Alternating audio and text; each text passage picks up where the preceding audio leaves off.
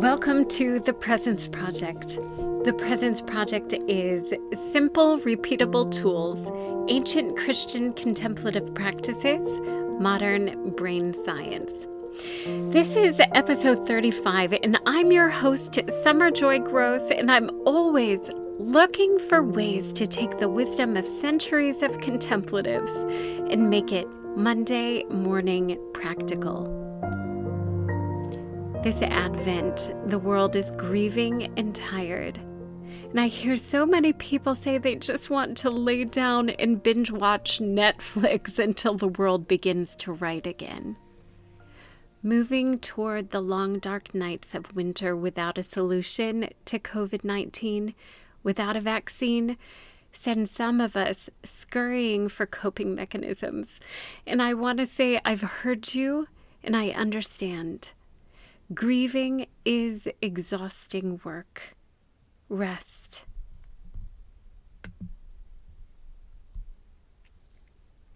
We are in desperate need of our Messiah, of a glimmer of hope.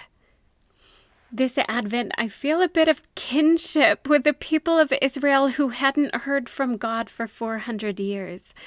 Christ was born into a world that was also struggling to maintain hope. They must have had so many questions. Where was God? Did he care? Did he remember his promises? Maybe they had even forgotten how to long, how to wait, how to watch for their Messiah. Into the silence, a few words had been whispered. One to Simeon, who is the personification of what Advent is about. The scriptures say he was waiting for the consolation of Israel. And you can hear the word console in there. Waiting is a word we're all too familiar with right now. The Holy Spirit had whispered to Simeon that he would not see death before he had seen the Messiah. And when Jesus was brought into the temple by Mary and Joseph on the 8th day after his birth, Simeon took him into his arms and said, "My eyes have seen our salvation." And so this is what I want to do this Advent in the middle of all this heavy waiting, to gaze on Jesus, to look upon our salvation, just to look, to look, to look. So you're welcome to come with me. And all you have to do is push play. You don't even have to get out from under the covers. I've put together 16 episodes of an Advent journey around the scriptures and music of Handel's Messiah. And you can go to summerjoygross.com for more information. What follows here is an example of what you'll hear every morning when you open your inbox.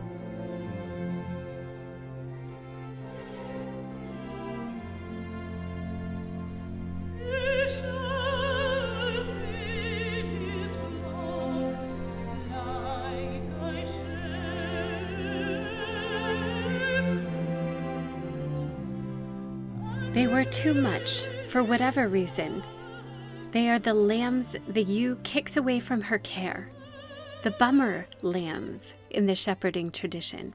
And when she pushes them away from the nurturing of her body, she assigns them to a slow death unless someone else steps in. To the shepherd, however, each lamb has inherent value. With a gloved arm, he guides each lamb from the birth canal and then washes the afterbirth to make sure its lungs are clear. And it's these castaways who get more of his care. They are the ones he adopts. And his care looks something like this. Every 2 hours, he pulls the lamb onto his lap, sits on the ground in the dim of the barn, and feeds it from a makeshift nipple. Early on, he may even grasp its jaw, exercising its muscles and literally teaching it how to suckle. And then every day, he also offers them fresh hay, allowing them to smell and gnaw on it until finally they begin to eat it for themselves around 4 weeks. As dusk sets in, he regulates their temperature with his own body heat by carrying them close to his chest. Then he takes it home at night to the warmth of his house for over a year. He shall feed his flocks like a shepherd. He shall gather the lambs with his arm and carry them in his bosom, and shall gently lead those that are with young. It's a tender scene. Even though these are the ones who have been neglected by their mother, when they're reintroduced to the larger herd, they are the ones who end up knowing the shepherd best. Over a year's time, they've gotten to know his smell, the exact sound of his footprints, and the tone of his voice. These are the ones whose ears are always perked for his call, who run towards his voice first. And this is where it gets interesting for us. Maybe we have said the sinner's prayer and been invited into the fold, but some of us stay fiercely independent. We think we can stand up on shaky legs by ourselves. We are pick ourselves up from the bootstraps kind of people, self-reliant. But we're missing out on experiencing the adoption of the Father, being carried close, fed from his hand, and learning to recognize the timbre of his voice. This Advent, let's create space to put down our formulas and our strategies and just draw near, to eat from his hand and to relax into his care. Let's burrow into his warmth and listen to his heartbeat. Let's gaze into the eyes of he who has already brought us home.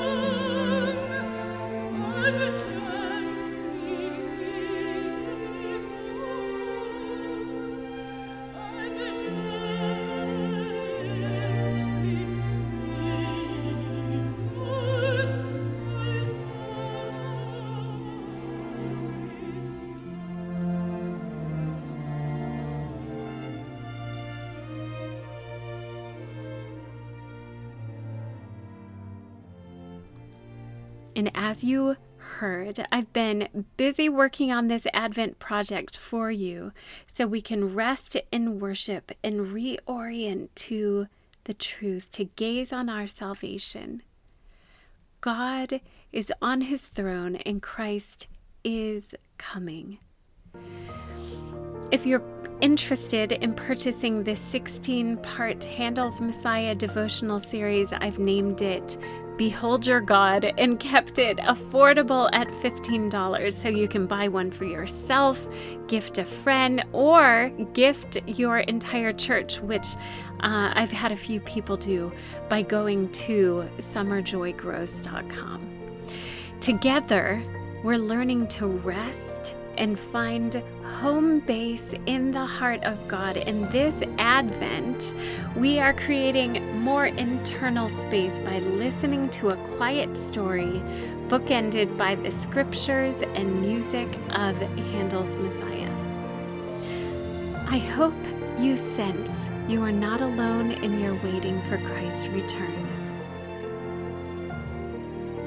Dear friends, today may you know that you are being held in the hollow of God's hand.